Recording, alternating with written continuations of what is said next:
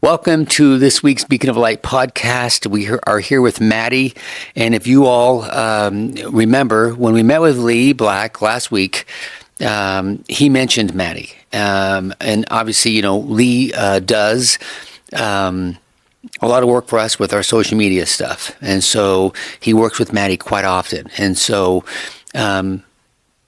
that's why we decided to bring Maddy on. Now, Maddy, in her defense, did not want to do this, but I think you knew the importance of you doing this and why. Tell me why it's important that you do this. Everybody has a story, and everybody's story is important. I usually do it in a different way, and being on camera is not my favorite thing. That's a small stretch of how I really feel about it. But no, everybody has a story to tell. And if I tell the people that we serve that their story is important, then I get to lead by example. Okay, so how old were you? Oh, what is your drug of choice, or what was your drug of choice, and how long have you been clean? Alcohol. I've been sober for 6.5 years. Schmang. Yeah. Okay. Schmang. I just made that word up.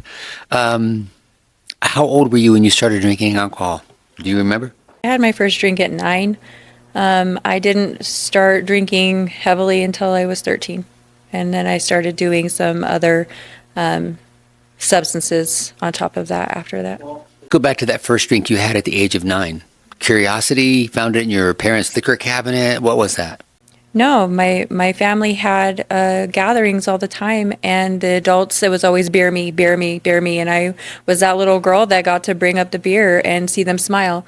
And at that point in my life, I was sad, and I just wanted to be happy like everybody else. So I was very interested on the effects that the beer had on my family, when it made them happy, and so I tried it. So you're sad. You see them drinking, and you see the progression from where they were, and then the more they drank, the happier they got, and you're like, I want that. Yeah. Okay. Absolutely. Beer? Yes. That's beer what it was. my first. Okay, so then you're first at 9, but then you realize, and you're taking what, sibs here and there?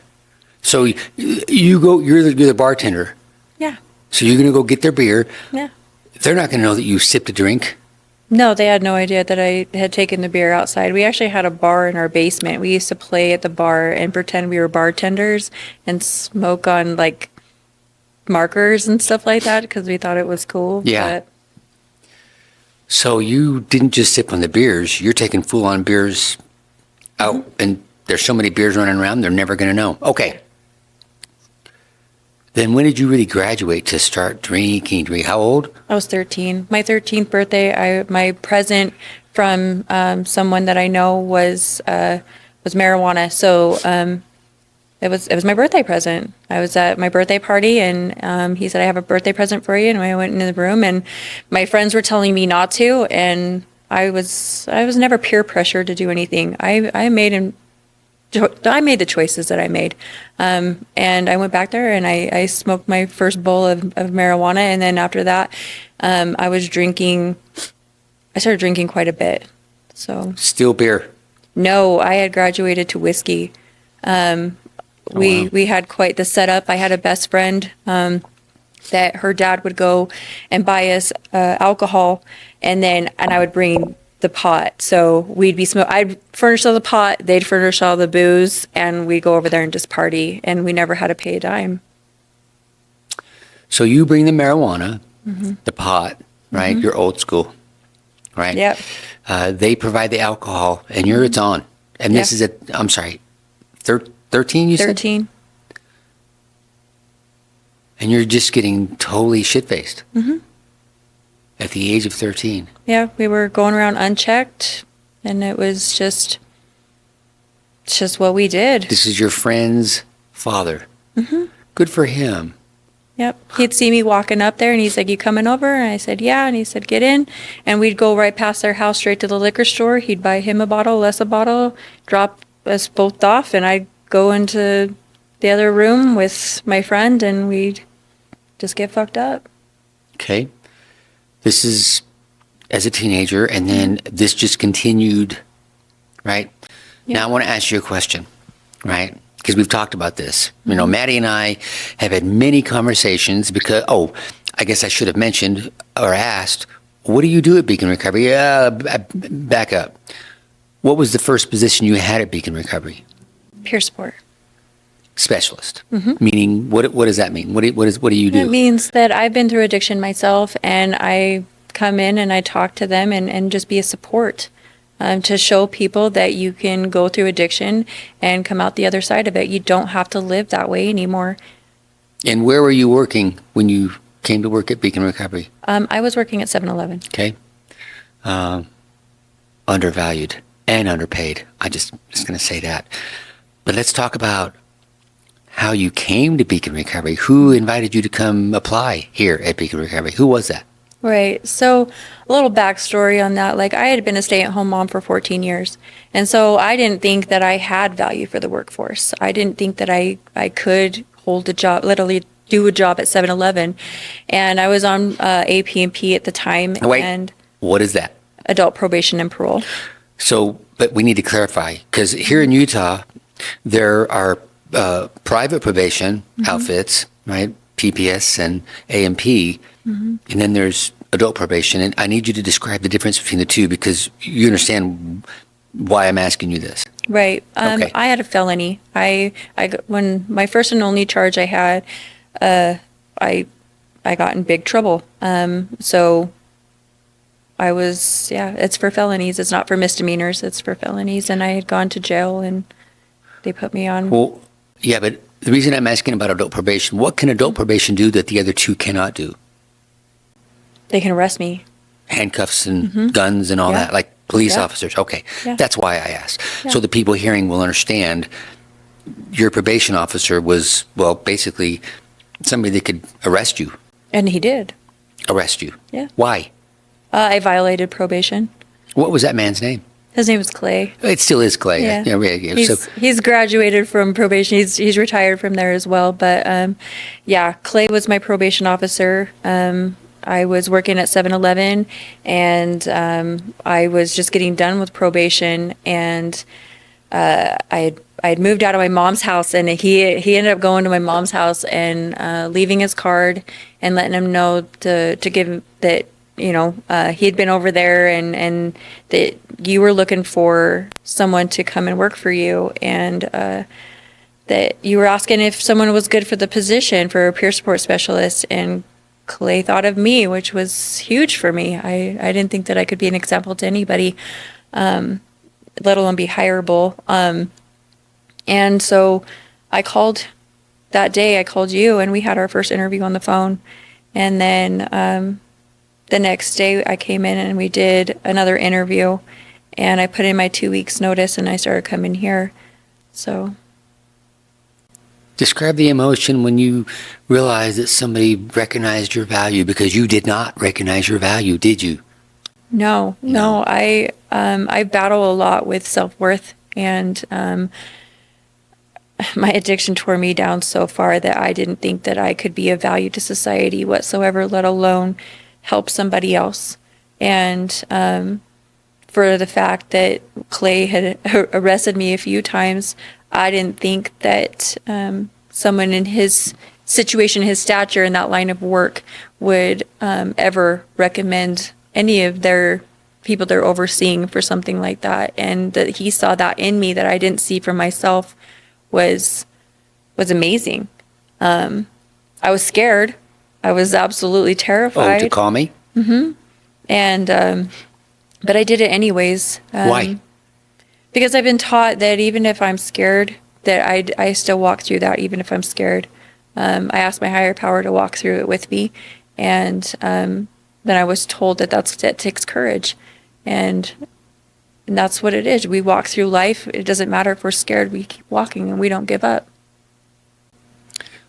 I want to touch on just something you said, because you said that Clay had arrested you twice. I'm talking handcuffs behind the back, get in my cruiser, and off to the jail you go, right?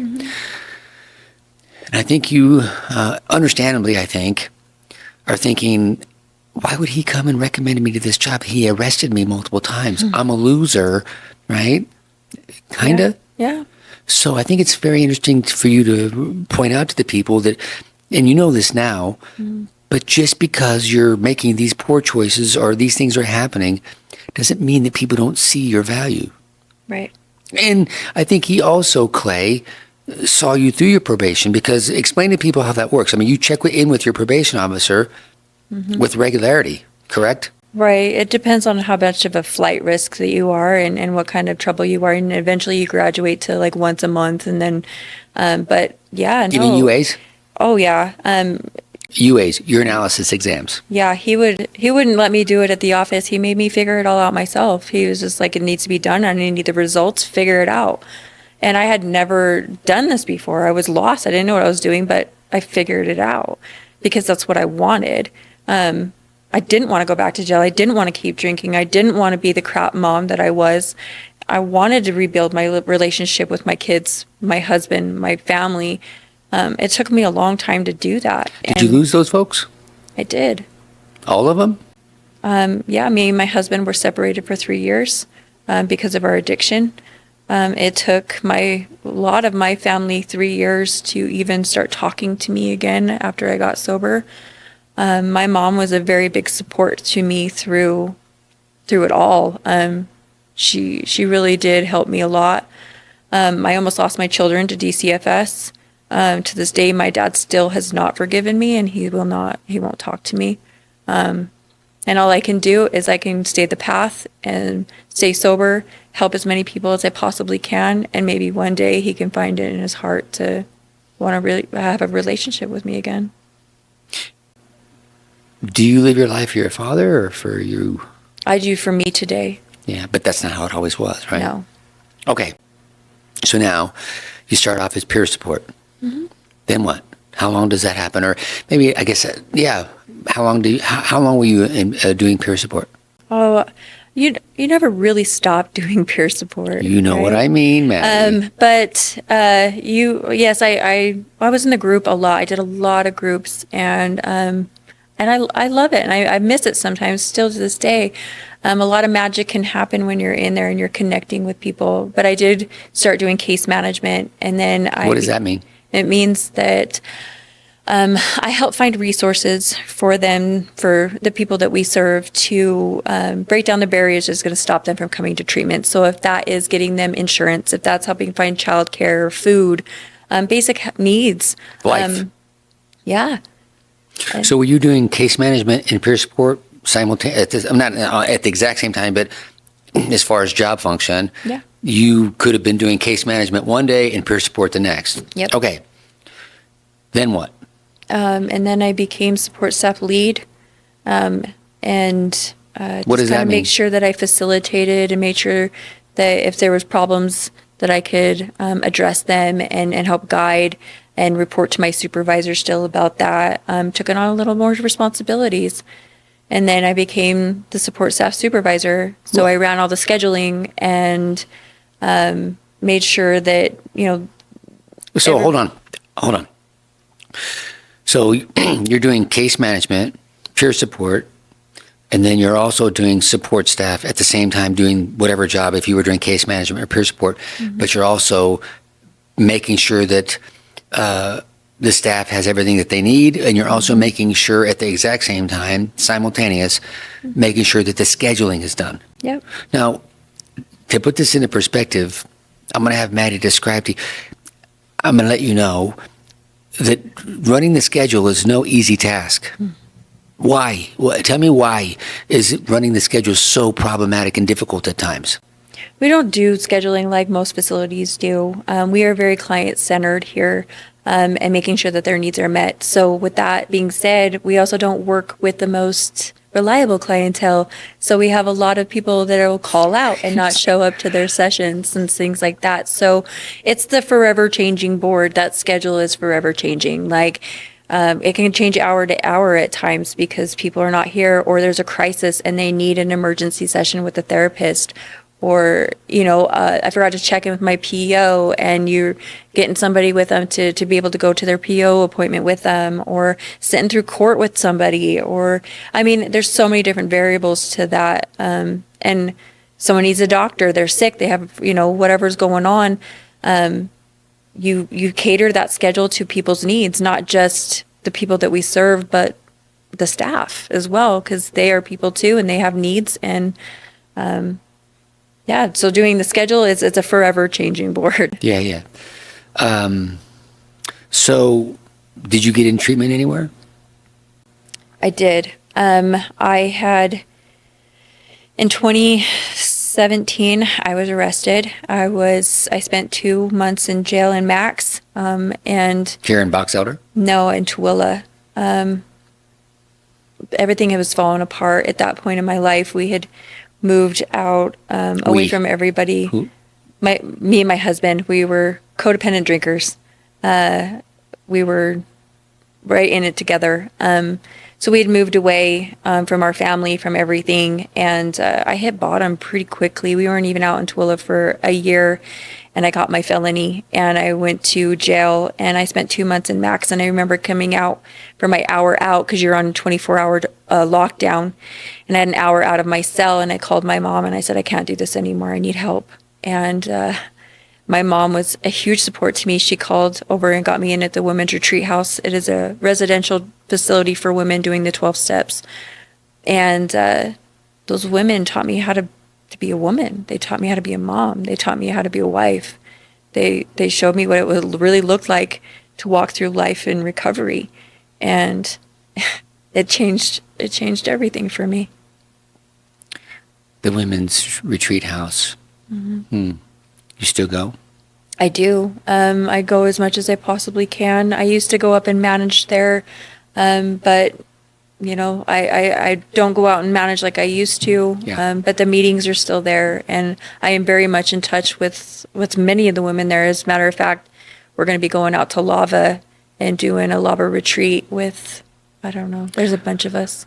So, I mean, I'm asking you questions that I obviously know the answers to, but I want you to, what is that place? I mean, is it an AA thing? I mean, what is it? It's based on the 12 steps. Okay. Yeah. So you guys go there, and basically it's a 12-step meeting, but it's for women, or can anybody go? Well, the meetings are open meetings, except for Sundays. That's a women's meeting. Okay. But all the other meetings are open to the public. They're open for, male, female. They have different ones, open meetings. They do book studies, 12 and 12 meetings. Yeah. So what do you say to those people that are out there, present company included in my past, that say AA doesn't work? After working here, everybody has a path. It is not my position or my opinion to tell you how to get sober. AA worked for me, right? That's the path that I went down, and it worked for me. Here, different people take different paths, and it's not for me to judge. It's not for me to tell them that one way works over another. We're all individuals, and we find our people. That's what I tell them, is that you find your people, the people you connect with that are going to help build you up, support you, and call you on your shit. And, really, that's what it is. Accountability. Accountability. So, been here for how long at Beecon? It will be 4 years in July. What? Mm-hmm. That's crazy. It doesn't seem like it's been 4 years, right? Not for me, anyways. Yeah. So you've been around, and then you're 4 years here, and obviously before you came here, you've seen other facilities. And when I say other facilities, I'm referring to outpatients. I mean, we're not going to, detox and residential, that's not our deal. We are outpatient. And so you are familiar with outpatients, right? I think you're very familiar with outpatients and the various types of outpatients that are out there. Why Beecon? What is so different about this place? Oh. How much time do we have? Beecon has a special place for me. I've watched Beecon grow I've had the opportunity and the privilege to watch Beacon grow from where we were to where we're at now. And the amount of work and just, there's so many different modalities that come into this that is built for the people, oh my gosh, it's hard to explain, like, to know that most of our staff is in recovery, like they get it. And the ones that are not, they're so open-minded and so willing to get to know you. And if they don't know, they want to know. They're so interested in what's going on with everybody. And our angle here is to be client-centered. Like, what is your need? What is your barrier? What is going on with you?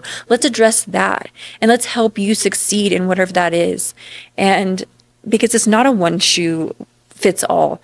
It's everybody's got different stuff. Everyone has a different background and different barriers to get to where they need.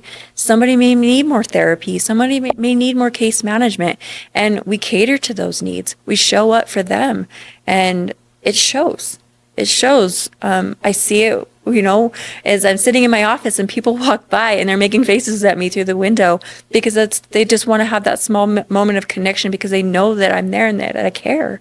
And I see it when I'm walking by the group room and they're laughing and, it's not like put your head down, put your pencil to paper and don't say anything and follow, the outline. We open that up and we meet people where they're at. And I think that's where the magic happens. We meet them where they're at. Because we've been there. Mm-hmm. Right? I mean, we meet them where they are at because my dad used to tell me, son, the bridges you're crossing, I helped build. And that's what we can say to these people, mm-hmm. right? So what do you do at Beecon now? I am the executive director. So...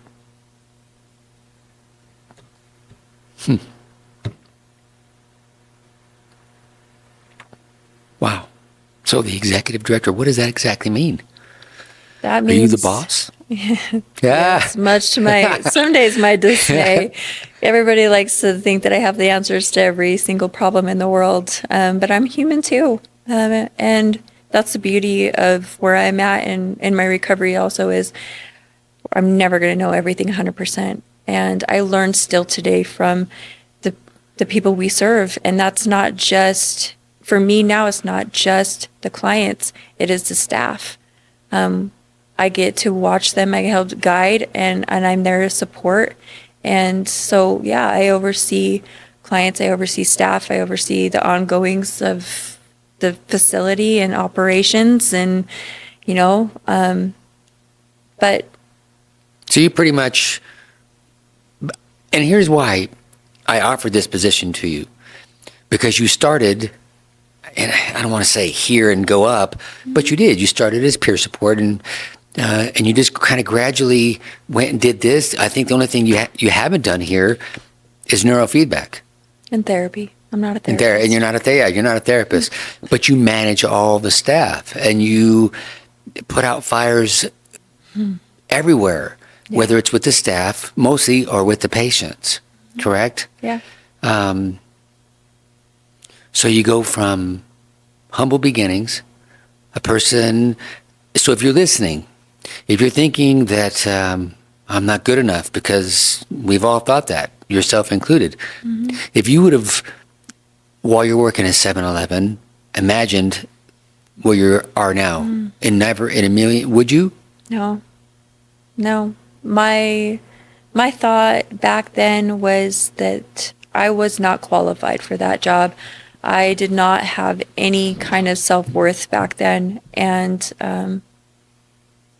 where I'm at today is I know I'm a beautiful, strong, independent woman. Do I love my husband? Absolutely. Are we a team? Absolutely. But his happiness and my happiness is not contingent on each other. I know that I can make myself happy, and I know that I can suit up and show up for other people. And if you need someone just to listen, I can do that. If you need someone to help guide, I can do the best of my ability on that. Like, I love where I'm at today. I know I'm a good person. I have made my amends to everybody that I know that I've hurt. And if they pop up, I promptly make those amends, because I don't want to hold on to any of those things anymore, because I'm not that person that I But what if used to they be. laugh at you for doing that? It's going to be embarrassing, isn't it? Oh, I had someone show up here to a speaker meeting, and I got to make an amends in front of all of our clients, and they were laughing and they were like, oh my God, Maddy. And I was just like, you know what? This is what recovery is. Well, This is what it's about. What is that? Amends. Explain that to me. If I did something to hurt somebody, then I owned my part of that. And I do my best to make that right. I make my apologies a sincere apology. And I don't make it just to make the problem go away. When I make an amends to somebody, that means it's never in my intention to ever do that again. But also, you're not going to hold on to it. No. It's done. Yeah.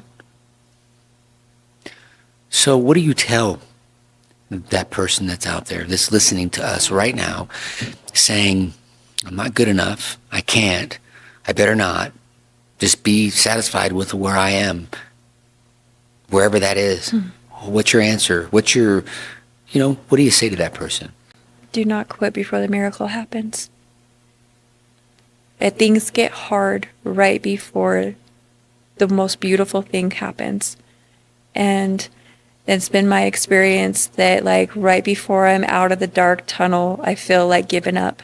I feel like throwing in the towel and just not moving forward at all. But you do, and you keep moving forward. You show the courage, and even if you're scared, you just keep walking through it. And then when you're through that threshold, beautiful things happen. Again, I didn't think that I was qualified to do this job. And there's been times going through my progression here that I didn't know if I was going to be able to make it, but I keep pushing through. And I don't even know what tomorrow's going to bring, but that's okay. So I want to go back a little bit. Something just occurred to me. I want to, because, by the way, Maddy and I, we've had some conversations where you probably wanted to reach across your desk and strangle me. I mean, right? Okay. Yeah. I want to go back to one of those moments. Okay. So Maddy is working, I think you just took this job. You hadn't had it for very long. And one of the other things, we have some sober livings here. And so the person that's running the sober livings, right, they have a separate, it's a cell phone. Right? That way I can contact you, you can, that kind of thing. And at the moment, I think if my memory serves, you just accepted this position that you currently hold, but you're also, because you're Maddy, still doing that, right? And I come to you, basically say, give me your cell phone, and we're going to give that responsibility to someone else. How did you react to that? Oh, not well. Not well at all. Well, what do you mean?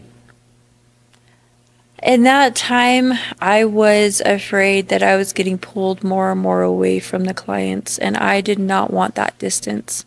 It wasn't the fact that I wanted the responsibility still, because the person we were giving it off to, I trained and I knew was capable, but I was afraid of losing connection with our clients. What's the big deal?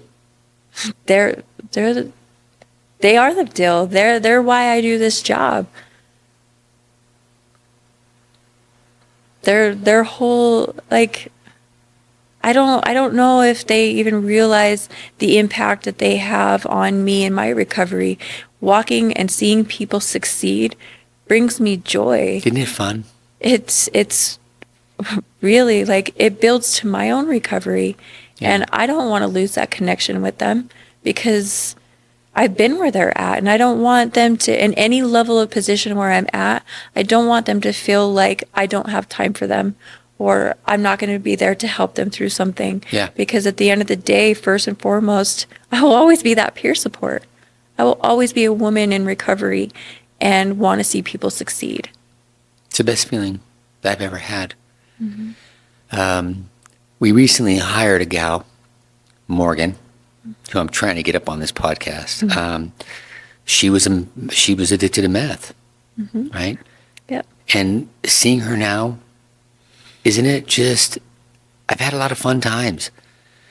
Yeah. But it's so much fun for me, and I know you. That's why you didn't want to give up your phone, because I knew the answer. Yeah. And by the way, when I say she didn't want to give up her phone, she cried. I did. And they weren't tears of joy. Mm-mm. They were tears of pissed offedness. Mm-hmm. Right? But not trying to brag, pretty much knew what I was talking about, because I knew what I had you do. Right. I knew what you were going to go into, and do you have time to do both? No, I don't. There's no way. Yeah. Right? Because Maddy runs Beecon Recovery. The only part of Beecon that she does not get involved with is the financial end, right? Other than that, she's managing the entire staff and didn't think she could do it. Yep. Right? One foot in front of the other. Yep. And I think it's really important, and I know you're going to agree with me, our Creator, God, deity, whatever you want to refer to him or it as, has never left you.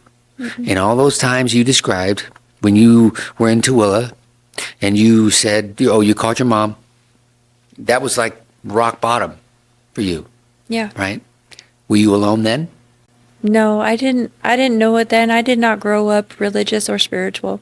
That was something that I had to come to and figure out for myself. It was a whole different kind of journey for me. But when I got arrested and I got sent to jail the first time, God was doing for me what I couldn't do for myself. There it is. Yeah. And I couldn't drink anymore, and I couldn't drink any less at that point in my addiction. Yeah. And I used to sleep with a bottle next to my bed and get up and drink in the middle of the night so that I could be able to even get up in the morning and function, because I had to have so much in my system. Otherwise, I'd go into a detox, and my detoxes would end up with me in the hospital having seizures. Because your body was so dependent. Mm-hmm. Now, this is going to be a fun question for me, and I'm going to ask you this because I think it's important to recognize that as we go through this life, right, it's not made to be easy. I mean, you have a family, now you have your husband back, who, by the way, he's such a cool cat. He really is. But you got your kids, you go home. Is life just magically easier now? No. Do you know what I mean? I mean, is it? It's better today than it ever was drinking. It's not what I asked you. It's not the same, but is it easy? No, life still gets lifey. But today I get to meet life on life's terms. I get to do things that I never thought that I could do sober. I can feel my emotions and not run from them. I can suit up and be the best version of myself today. And when I'm not that best version, I can forgive myself and do better tomorrow. Because tomorrow is always going to come. Right. Most of the time. I mean, eventually we're not going to have it tomorrow. Right? Right. But so I own Beecon Recovery, right? Remember, I think it was last week, right? Because life is tough for me as well. I mean, there are lots of challenges with what I currently do at Beecon. Mm-hmm. Do you remember when I asked you, Maddy, do you pray? Mm-hmm. Remember that? Yeah. I asked you to pray for me. Mm-hmm. Right? Prayers work. Yeah. Right? Agreed? Yeah, absolutely. He hears our prayers. Or what are your thoughts on that? Do you agree? I mean, how has prayer been an influence in your life? Well, prayer is an integral part of my recovery. I have to keep my conscious contact with God. I'm spiritual. I'm not religious. And people get those mixed up quite frequently. But the fact that I am alive today speaks volumes. With prayer, my mom prayed for me for years, and I see prayer work in my life every day. My prayers recently have been more centered around my husband. He is battling cancer right now, and it's not been easy at home. It's not easy to put that stuff aside and show up to work. But I know that no matter what happens, God has not led me astray, and whatever happens, He's got a plan. And I may not understand it right now, just like I didn't understand it when I was in jail calling my mom saying I can't do this anymore. and it was going to lead me to the women's retreat house. Which brought you here. Which, brought me here. Okay. See, that wasn't so bad, right? I mean, it's just a conversation, right? Yeah. That's all this is. I mean, I don't like being in front of the camera, and it's no fun, but it's what if one person can hear this, then it's worth every penny, right? Yeah. So we'll do, part 2 tomorrow afternoon. Just kidding. I'll be calling in sick. Oh, by the way, y'all get to know. What's today? Today's Wednesday? Thursday. Oh, Thursday. Did we start this last week? I don't remember. We kind of did. I've been trying to get, and she's got some good ones. You've got some really good excuses, and I'm like, dang it, Right. They were legit. Sure. I'm sure you slipped everybody their money afterwards. I mean, you didn't want to do this, right? But you did. And once again, it's not if, it's when somebody benefits from the words you had to share and the emotions and the feelings that they received from you in this podcast. It's worth it. It's worth it. So that said,